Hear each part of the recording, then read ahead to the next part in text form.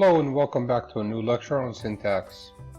In our last lecture, we talked about structural relations that exist within trees, we talked about domination, and we talked about precedence. In this lecture, we talk about something called C Command, which is another type of structural relation. Now there are three types we're going to talk about. There's regular or general C Command, there is symmetric C Command, and there is asymmetric C Command. Now the official way to explain C Command is as so. We can say that X C commands Y if every node that dominates X also dominates Y, and X itself does not dominate Y. Basically what this means is that they are sisters. Now, official definitions aside, I'm going to try to make this a lot easier for you.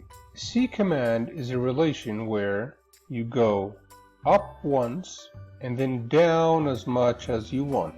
Let's see what I mean by that. In this structure, we can say that B, C commands C.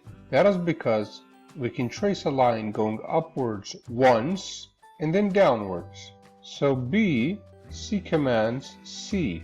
But recall that I said that you go up once, but you can go down as much as you want. So actually B, if you go up once, you go down and you take everything else with it. So actually B, C commands C and D, E, F, G, and H. But B does not C command A, because to get to A you go up once, but then you can't go down. Likewise, C commands B. That's because you go up once and then you go down.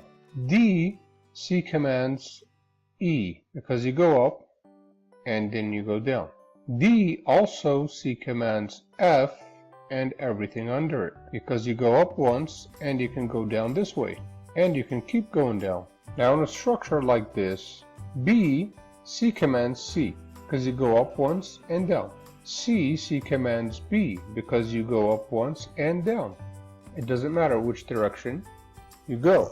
Now when two nodes mutually C command each other, so they both can C command each other, usually in this case they are sisters.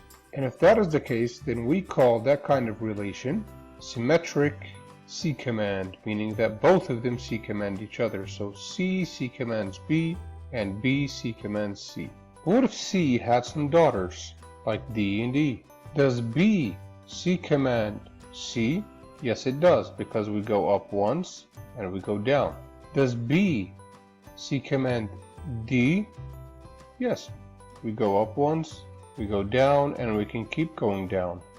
And it also C commands E as well. Now the question is, does D, C command B? Let's see. We can try. We can go up once, up, then we stop.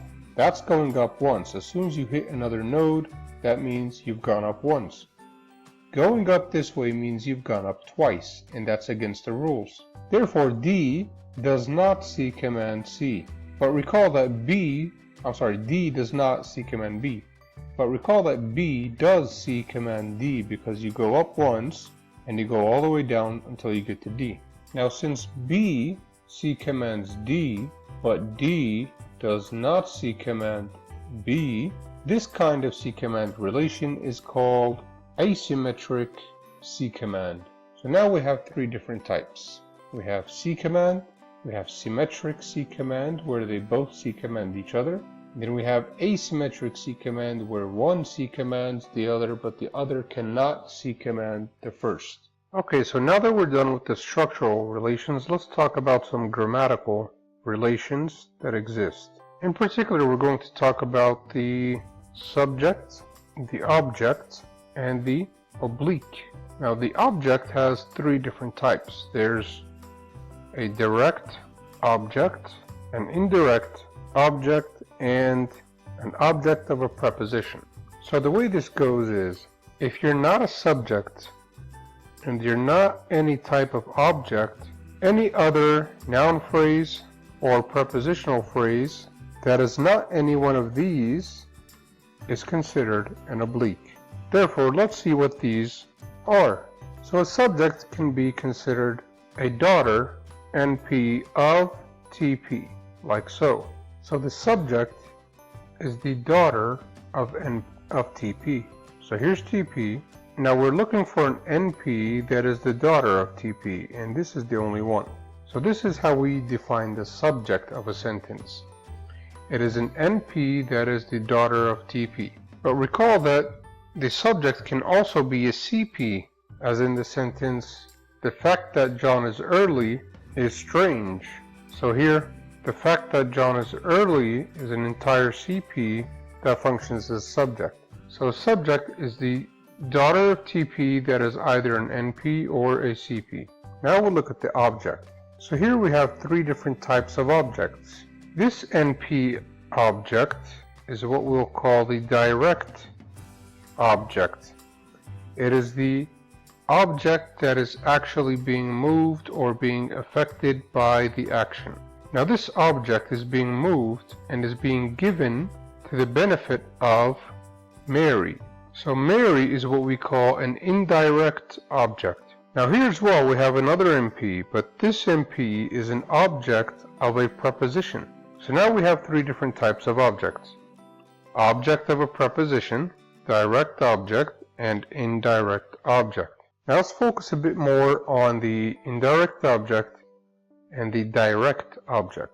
We can easily flip this sentence around, and instead of saying John gave Mary the book, we could say John gave the book to Mary. Now the relation really is still the same. The book here is the thing that has been moved or has been directly affected by the verb, and so we gave it the name direct object. Only this time it's closer to the verb, as you can see, but it's still called a direct object. So they just kind of switched locations. But if you notice what happened to the indirect object, not only did it move to the right, but now it's part of a prepositional phrase. Here the NP Mary is considered an indirect object. Here the NP Mary is considered, just like we just learned, the object of a preposition. So where is the indirect object here? The indirect object here is the entire PP. This is the indirect object. That brings us to the end of this e-lecture. See you in the next class.